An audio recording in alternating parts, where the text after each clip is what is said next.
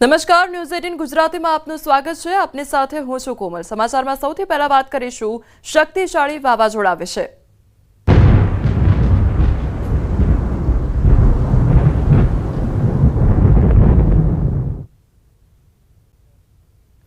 गुजरात पर शक्तिનું સંકટ ઘટ્યું છે ત્યારે વાવાઝોડું શક્તિ દ્વારકા અને નલિયાથી 820 કિલોમીટર દૂર છે। દરિયામાં કરંટ જોવા મળી રહ્યો છે। કેટલાક વિસ્તારોમાં વરસાદની આગાહી કરવામાં આવી છે। તો ગુજરાત પર જે શક્તિ વાવાઝોડાની સંકટની વાત હતી તે અત્યારે ઘટતી જઈ રહી હોય તે પ્રકારની પરિસ્થિતિ જોવા મળી રહી છે। તો દ્વારકાથી અત્યારે 820 કિલોમીટર દૂર છે આ વાવાઝોડું શક્તિ। તો અરબી સમુદ્રમાં વાવાઝોડું સક્રિય થયું છે ત્યારે આવતીકાલ સુધીમાં વાવાઝોડું યુ ટર્ન લેશે। યુ ટર્ન લેતા વાવાઝોડું નબળું પડી જશે। તો 820 કિલોમીટર નલિયા દ્વારકાથી દૂર અત્યારે વાવાઝોડું સ્થિત છે। તો માછીમારોને દરિયો ન ખેડવા માટે સૂચના પણ આપવામાં આવી છે। તો શક્તિ વાવાઝોડાનું જે અસર છે તે ગુજરાત પર ઓછી થતી જઈ રહી છે અને જે વાવાઝોડું છે તે યુ ટર્ન લઈ શકે છે પરંતુ ગુજરાત પર નહિવત અસર જોવા મળી શકે છે।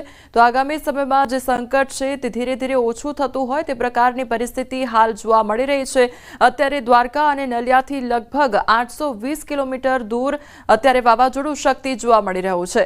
તો ગુજરાત પર શક્તિનું સંકટ ઘટ્યું છે। વાવાઝોડું શક્તિ દ્વારકા અને નલિયાથી 820 કિલોમીટર દૂર જોવા મળી રહ્યું છે। દરિયામાં જોવા મળી રહ્યો છે કરંટ ત્યારે કેટલાક વિસ્તારોમાં વરસાદની આગાહી કરવામાં આવી છે। તો આ તમામ એ દ્રશ્યો સામે આવ્યા છે કે એક તરફ દરિયાકાંઠે કરંટ જોવા મળી રહ્યો છે, દરિયામાં ઊંચા મોજા ઉછળી રહ્યા છે, લોકોને સતત એલર્ટ કરવામાં આવી રહ્યા છે, માછીમારોને પણ દરિયો ન ખેડવા સૂચના અપાઈ છે। વડોદરાના શિનોરના ગ્રામ્યમાં વરસાદી માહોલ જામ્યો છે। શિનોરના તરવા ગામે વરસાદી ઝાપટા પડ્યા છે। તો વરસાદ પડતા વાતાવરણમાં ઠંડક પ્રસરી ગઈ છે। ગરમીમાંથી લોકોને આંશિક રાહત પ્રાપ્ત થઈ છે। વરસાદ પડતા ખેડૂતો ચિંતિત બન્યા છે અને પાક નુકસાનીની ભીતિ સેવાઈ રહી છે। તો વડોદરામાં એકાએક વાતાવરણમાં પલટો આવ્યો છે અને વરસાદનું આગમન થયું છે। તો શિનોરના તરવા ગામે વરસાદી ઝાપટા પડ્યા છે। સંવાદદાતા હાર્દિક અમારી સાથે જોડાઈ ગયા છે। હાર્દિક, વડોદરાના એ કયા વિસ્તાર કે જ્યાં અત્યારે વરસાદ વરસી રહ્યો છે, વાતાવરણમાં અત્યારે કયા પ્રકારનો માહોલ જોવા મળી રહ્યો છે? બિલકુલ થી જો વડોદરાની વાત કરીએ તો વહેલી સવારથી વડોદરા શહેર અને જિલ્લામાં તડકો હતો પરંતુ બપોરનો સમય થયો ત્યારબાદ વડોદરા શહેરનું જે વાતાવરણ છે તેમાં પલટો આવ્યો છે। એ જ રીતે વડોદરાનો જે ગ્રામ્ય વિસ્તાર છે ત્યાં પણ વાતાવરણનો પલટો જે છે તે જોવા મળી રહ્યો છે। વડોદરાના જે જુદા જુદા તાલુકા છે તેમાં વાઘોડિયા, ડભોઈ, સાવલી, કરજણ, શિનોર, સાદલી અલગ અલગ જે તાલુકા છે ત્યાં વરસાદી માહોલ જે છે તે જોવા મળી રહ્યો છે। વાદળછાયું વાતાવરણ જે છે તે જોવા મળી રહ્યું છે। શિનોરની વાત કરીએ તો ખાસ કરીને શિનોરમાં વરસાદી ઝાપટા પડ્યા હોય તેવા સમાચાર સામે આવી રહ્યા છે અને શિનોરના તરવા ગામ સહિતના જે આસપાસના ગામ છે ત્યાં અત્યારે વરસાદી ઝાપટા જે છે તે પડી રહ્યા છે। તડકો હતો એના કારણે જે ગ્રામ્ય વિસ્તારના લોકો છે, શહેરીજનો છે, તેઓ અસહ્ય ગરમી બફારાથી પરેશાન હતા પરંતુ જે શિનોરમાં વરસાદી ઝાપટા પડ્યા એના કારણે વાતાવરણમાં ઠંડક પ્રસરી છે। બીજી મહત્વપૂર્ણ અને ચિંતાજનક સમાચાર એ કહી શકાય કે ખેડૂતો જે છે તે ખાસ કરીને ચિંતિત બન્યા છે કારણ કે જે વરસાદી માહોલ જામ્યો છે જે ખેતરો છે તેમાં ઉભો પાક છે તે બળી જાય અથવા તો બગડી જાય તેવી દહેશત જે છે તે ખેડૂતોને વર્તાઈ રહી છે। વડોદરા વાસીઓ પણ અત્યારે બફારાનો સામનો કરી રહ્યા છે ત્યારે અત્યારે વાદળછાયું વાતાવરણ છે અને વાદળછાયા વાતાવરણ બાદ સાંજ સુધી લગભગ વડોદરા શહેરમાં પણ વરસાદી ઝાપટા અનુભવાય તો નવાઈ નહીં। જી હાર્દિક, સમગ્ર માહિતી બદલ આપનો આભાર।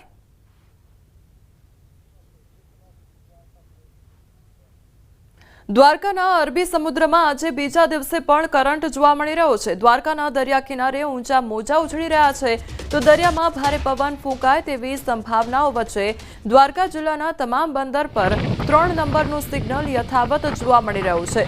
તો દ્વારકાથી અત્યારે જે શક્તિ વાવાઝોડું છે લગભગ 820 કિલોમીટર દૂર છે પરંતુ અત્યારે દ્વારકાના દરિયામાં કરંટ જોવા મળી રહ્યો છે। સતત બીજા દિવસે દ્વારકાના દરિયામાં કરંટ જોવા મળી રહ્યો છે અને ઊંચા મોજા ઉછળી રહ્યા છે જેથી દરિયા કિનારે લોકોને ન જવા માટે સતત અપીલ પણ કરવામાં આવી રહી છે। તો તમામ જે બંદર છે તેના પર 3 નંબરનું સિગ્નલ પણ યથાવત જોવા મળી રહ્યું છે। તો દ્વારકાના અરબી સમુદ્રના આ દ્રશ્યો સામે આવ્યા છે। સંવાદદાતા મુકુંદ અમારી સાથે જોડાઈ ગયા છે। મુકુંદ, દ્વારકાના દરિયામાં કરંટ જોવા મળી રહ્યો છે, હાલ કયા પ્રકારની પરિસ્થિતિ છે તે આગળ? જી, વાત કરવામાં આવે તો વાવાઝોડાની આગાહીના પગલે દ્વારકા જિલ્લાના દરિયાઈ વિસ્તારમાં પણ હાલ કરંટ જોવા મળ્યું છે। સતત બીજા દિવસે પણ દ્વારકાના આસપાસના જે દરિયાઈ વિસ્તાર છે તેમાં ભારે કરંટ સાથે ઊંચા મોજા ઉછળી રહ્યા છે। સાથે વાત કરીએ તો દ્વારકાના જે તમામ માછીમારો છે આ માછીમારોને પણ દરિયામાં ન જવા ખાસ સૂચના આપવામાં આવી છે। તેમજ હાલ દ્વારકા જિલ્લાના તમામ બંદરો પર 3 નંબરનું સિગ્નલ લગાવી દેવામાં આવ્યું છે અને આ સિગ્નલ યથાવત રાખવામાં આવ્યું છે। ત્યારે વાત કરીએ તો દ્વારકાના દરિયાઈ વિસ્તારમાં લોકોને અવરજવર ન કરવા પણ તંત્ર દ્વારા અપીલ કરવામાં આવી છે। જી મુકુંદ, સમગ્ર માહિતી બદલ આપનો આભાર।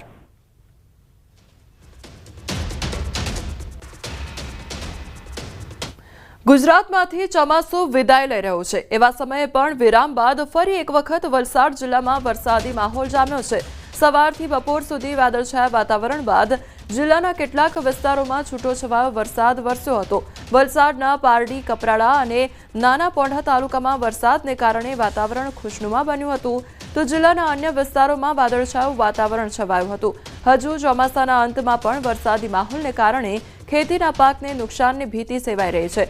આથી ખેડૂતોમાં અત્યારે ચિંતા વ્યાપી છે।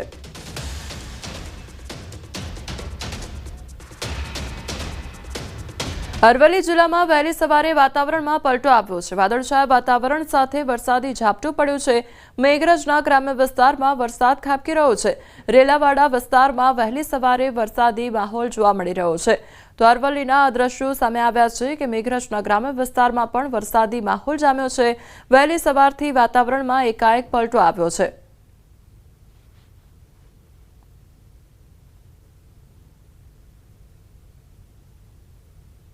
આ તરફ અરવલ્લી જિલ્લાના વાતાવરણમાં પણ પલટો જોવા મળ્યો છે। મોડાસા સહિત અન્ય વિસ્તારોમાં વરસાદી ઝાપટા પડ્યા છે। વરસાદી ઝાપટાને પગલે ખેડૂતોની ચિંતા વધી ગઈ છે।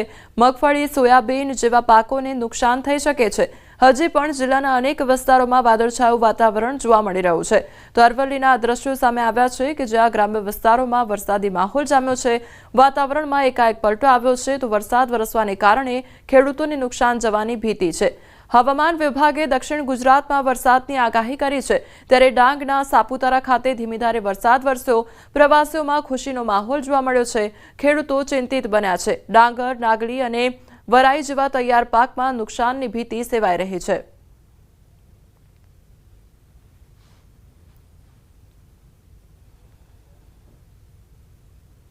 સૌરાષ્ટ્રનો બીજા નંબરનો સૌથી મોટો ગણાતો ભાદર એક ડેમ ઓવરફ્લો થયો છે। 34 ફૂટ સપાટી ધરાવતો ભાદર ડેમ ઓવરફ્લો થયો છે, તો ભાદર એક ડેમનો એક દરવાજો અડધો ફૂટ ખોલવામાં આવ્યો છે।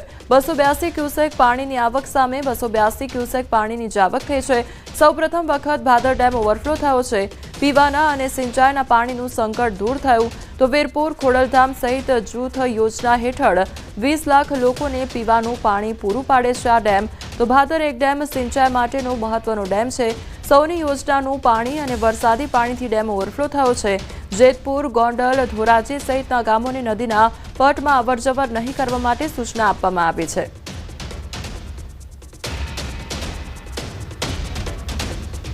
આવતીકાલે વાવાઝોડું શક્તિ લેશે, યુ ટર્ન અને હવામાન વિભાગની આગાહી કરવામાં આવી છે। વાવાઝોડું ગુજરાત તરફ વળાંક લેશે।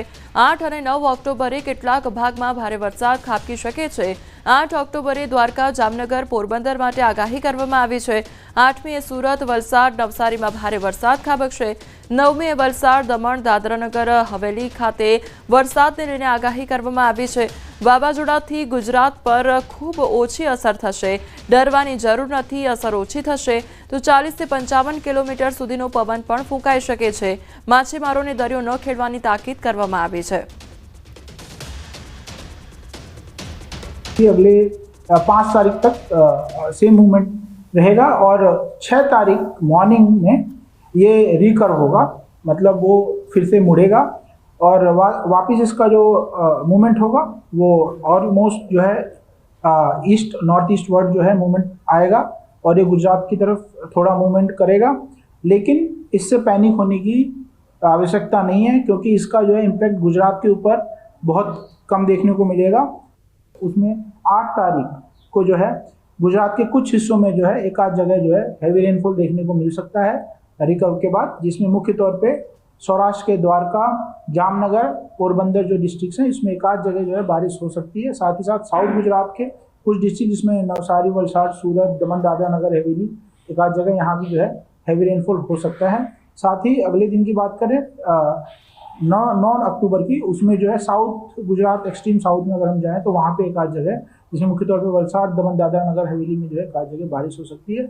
ओवरऑल अगर हम देखें तो इस साइक्लोन का 6 तारीख के बाद जब ये रिकर्व होगा, इसका जो है गुजरात पे बहुत कम इम्पैक्ट देखने को मिलेगा, इसलिए जो है इससे पैनिक होने की आवश्यकता बिल्कुल नहीं है। શક્તિ વાવાઝોડા અંગે અંબાલાલ પટેલની આગાહી સામે આવી છે। અરબી સમુદ્રમાં સક્રિય વાવાઝોડું વધુ મજબૂત બનશે। જામનગર અને સૌરાષ્ટ્રમાં વાવાઝોડાની અસર જોવા મળશે। સામાન્યથી ભારે વરસાદ વરસવાની શક્યતા છે, તો વાવાઝોડાની અસર 10 ઓક્ટોબર સુધી રહેવાની શક્યતા જોવા મળી રહી છે।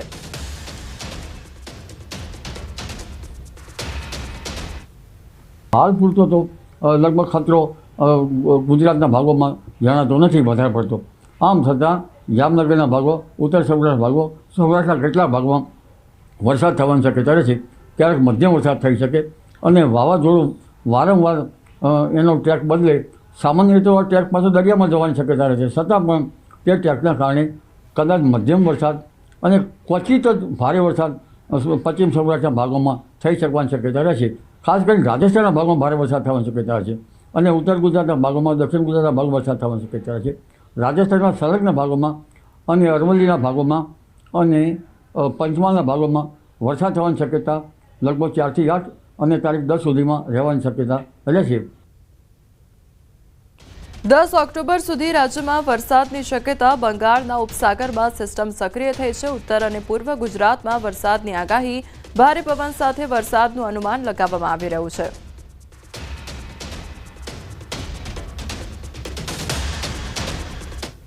બંગાળ ઉપસાગરમાં સિસ્ટમ બની છે, તેના કારણે લગભગ 4 થી 8 અને તારીખ 10 સુધીમાં ગુજરાતના ભિન્ન ભિન્ન ભાગોમાં વરસાદ થવાની શક્યતા રહેશે। પવનનું જોર વધારે રહેશે। અંબાલાલ પટેલે માવઠાની આગાહી કરી છે। 18 થી 27 ઓક્ટોબરમાં હવામાનમાં પલટો આવશે। દિવાળીમાં માવઠું થવાની શક્યતા છે। નવેમ્બરની શરૂઆતમાં માવઠાની શક્યતા વ્યક્ત કરવામાં આવી છે। 18 ઓક્ટોબરથી 27 ઓક્ટોબર વચ્ચે ગુજરાતનું હવામાન પશ્ચિમ પૂર્વ ભારતના હવામાનમાં પલટો આવતો, તેની અસર પશ્ચિમ ભારતમાં થતાં દક્ષિણ પશ્ચિમમાં પુનઃ પાછું દિવાળીની આસપાસ વાદળવાયુ ત્યારના માવઠું થવાની શક્યતા રહેશે। અમરેલીના રાજુલામાં ફરી સિંહણના આટાફેરા જોવા મળી રહ્યા છે। વાવેરા ગામે 2 સિંહણની લટાર જોવા મળી રહી છે। શિકારની શોધમાં વાવેરા ગામની हवामान विभाग द्वारा प्रेस कॉन्फ्रेंस करवामां आवी रही है। सीधा जयशु डे 7 के लिए नॉर्थ गुजरात और सौराष्ट्र रीजन के लिए लाइट टू मॉडरेट ट्रेंड का पूर्वानुमान है। और फिशरमैन वार्निंग की बात करेंगे तो आज के लिए फिशरमैन की वार्निंग है, जिसमें विंड की स्पीड 45 से 55 और साथ में जो गस्टी विंड होंगी वो 65 किलोमीटर के आसपास रहने का पूर्वानुमान है एंटायर गुजरात कोस्ट के लिए। और नॉर्थ गुजरात कोस्ट के लिए जो सिग्नल है वो LCS 3 है और स्क्वाली वेदर के साथ। और जो साउथ गुजरात कोस्ट है उसके लिए सिग्नल है DW2। और जो सीवियर साइक्लोनिक स्टॉर्म है ये अभी भी सेम पोजीशन पे बना हुआ है। जो इसकी पोजीशन है वो नॉर्थ ईस्ट अरेबियन सी एडजॉइनिंग वेस्ट सेंट्रल अरेबियन सी। और ये जो पिछले 6 घंटे में 18 किलोमीटर पर आवर की स्पीड से मूव कर रहा है। और जो इसकी डायरेक्शन है वो वेस्ट साउथ वेस्टवर्ड डायरेक्शन है। और ये कल 6 अक्टूबर मॉर्निंग तक इसकी जो डायरेक्शन होगी वो वेस्ट साउथ वेस्टवर्ड डायरेक्शन रहेगी। इसके बाद ये धीरे धीरे वीक हो जाएगा और फिर उसके बाद उस रिकर्व होके इसकी जो डायरेक्शन होगी वो ईस्टवर्ड डायरेक्शन होगी और फिर ये फर्दर वीक हो जाएगा। इसके इम्पैक्ट को देखते हुए आज के लिए फिशरमैन की वार्निंग है, जो एंटायर गुजरात कोस्ट के लिए जो विंड की स्पीड है वो 45 से 55 और साथ में जो गस्टी विंड है वो 65। और दोनों कोस्ट के लिए सिग्नल है, जैसा कि नॉर्थ कोस्ट के लिए, नॉर्थ गुजरात कोस्ट के लिए LCS 3 सिग्नल है और साउथ गुजरात कोस्ट के लिए DW2 सिग्नल है। और रेनफॉल की बात करेंगे तो लाइट टू मॉडरेट रेन का पूर्वानुमान है। सर, क्या ये माना जाए कि ये जब पास होगा तब सबसे ज़्यादा से सौराष्ट्र के इलाके में बारिश वगैरह में हो सकता है? नहीं, ये इसका जो पूर्वानुमान है, जो अभी इसकी स्थिति बनी हुई है वो नॉर्थ ईस्ट अरेबियन सी एडजॉइनिंग वेस्ट सेंट्रल अरेबियन सी में है, जो कि 220 किलोमीटर ओमान से ये दूर है। और इसका जो लैटिट्यूड है 20.9 डिग्री नॉर्थ और जो लॉन्गिट्यूड है 61.3 ईस्ट लॉन्गिट्यूड है। और इसका जो मूवमेंट है वो वेस्ट साउथ वेस्टवर्ड डायरेक्शन में है। और ये कल मॉर्निंग तक यानी 6 अक्टूबर को मॉर्निंग तक ये सेम डायरेक्शन में मतलब वेस्ट साउथ वेस्टवर्ड डायरेक्शन में ही मूव करेगा। इसके बाद ये फर्दर वीक होके रिकर होके वो ईस्टवर्ड डायरेक्शन में मूव करेगा, फिर उसके बाद ये वीक हो जाएगा। सर, गुजरात के जो तटीय इलाके हैं उससे कितनी दूर होगा, कितना किलोमीटर का अंतर है? टोटल जो इसका डिस्टेंस देखा जाए तो गुजरात कोस्ट और ये ओमान कोस्ट को ध्यान में रखा जाए तो ओमान कोस्ट से ये 220 किलोमीटर की डिस्टेंस पे है। अहमदाबाद में क्या रहेगा? अहमदाबाद के लिए पॉसिबिलिटी है लाइट ट्रेन का। सर, ये जो आपने बताया ना वो तो ओमान का बताया, तो द्वारका है ये सब वो कितने दूर होगा? वो चीज़ें वो बता देंगे आपको। 700 से 800 किलोमीटर है डिस्टेंस। સમાચારોમાં આગળ વધીએ તે પહેલા રોકાઈશું એક બ્રેક માટે।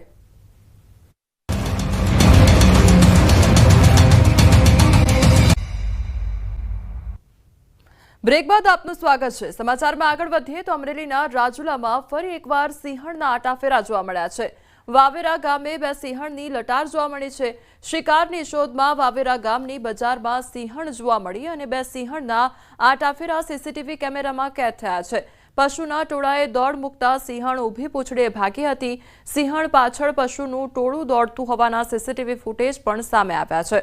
તો સિંહણનો વીડિયો જોવા મળ્યો છે અને તે જોતા જ લોકોમાં ફફડાટ વ્યાપ્યો છે। તો સ્થાનિકોમાં ભયનો માહોલ જોવા મળી રહ્યો છે।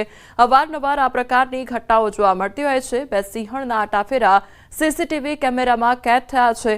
તો પશુના ટોળાએ દોડ મૂકતા સિંહણ ઊભી પૂંછડીએ ભાગી હતી અને આખી ઘટના જે સીસીટીવી ફૂટેજ છે તેમાં કેદ થઈ છે। તો સિંહણના આટાફેરાથી સ્થાનિકોમાં ભયનો માહોલ છે।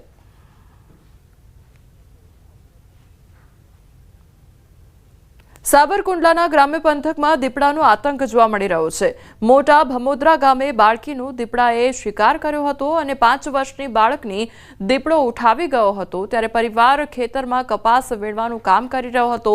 દીપડાએ બાળકીને મોતને ઘાટ ઉતારી અને વન વિભાગની સ્થળ પર તપાસ શરૂ કરવામાં આવી છે। તો દીપડાને પકડવા વન વિભાગે પાંજરા પણ મૂક્યા છે।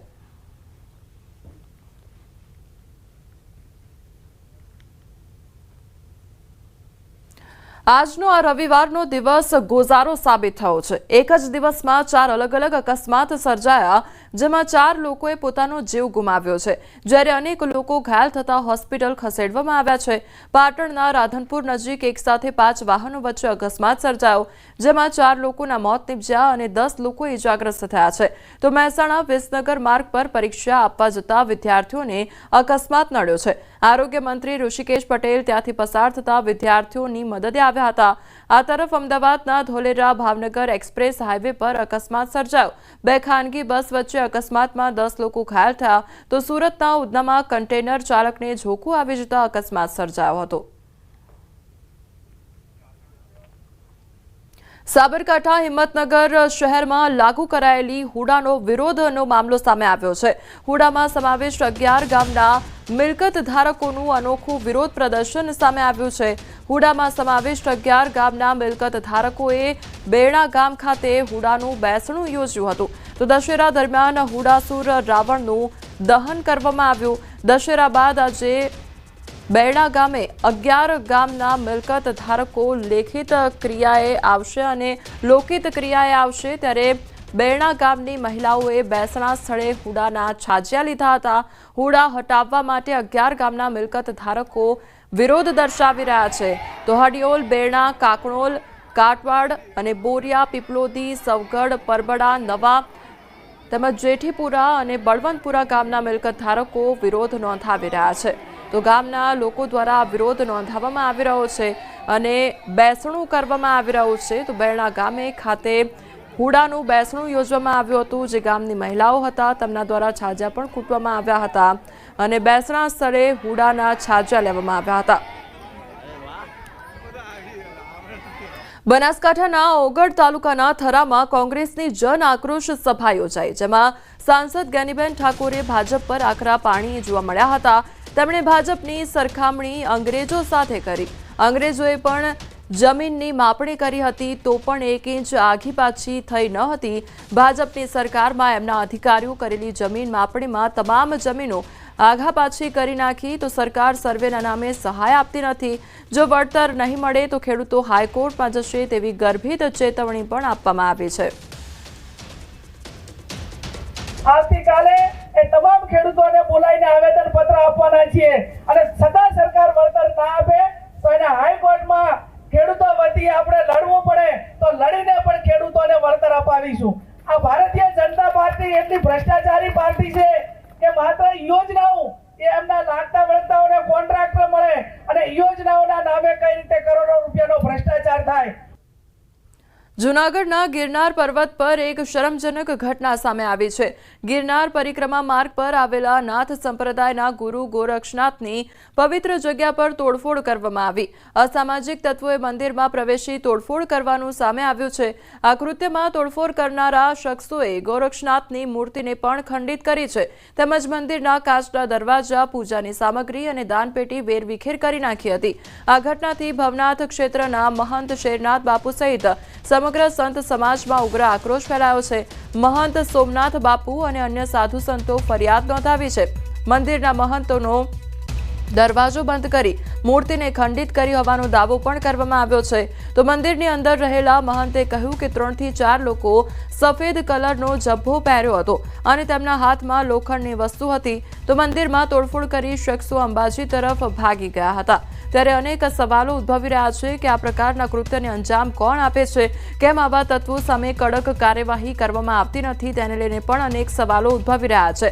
તો બીજી તરફ મૂર્તિને ખંડિત કરી શાંતિ ડહોળવાનો પ્રયાસ શા માટે થઈ રહ્યો છે, તેને લઈને પણ અનેક સવાલ ઉદ્ભવી રહ્યા છે. તો શા માટે મંદિરમાં જ દર વખતે તોડફોડ કરવામાં આવતી હોય છે, તેને લઈને પણ અનેક સવાલો છે. તોડફોડનો અવાજ આવ્યો એટલે પૂજારી અંદરથી ખોલવા ગયો પણ બહારથી લોક હતું, ખોલી ના શક્યો. અને લગભગ 4 વાગ્યાથી 5ના સમયની અંદર આ બનાવ બન્યો. જાત્રુ આવ્યા, જાત્રુને એને રાડારાડ કરીને ખોલાવડાવી, એને ખિડકી ખોલીને જો 4 માણસ ઉતરતા હતા. હાલ સમાચારોમાં બસ આટલું જ. વધુ સમાચાર માટે આપ જોતા રહો ન્યૂઝ 18 ગુજરાતી. નમસ્કાર.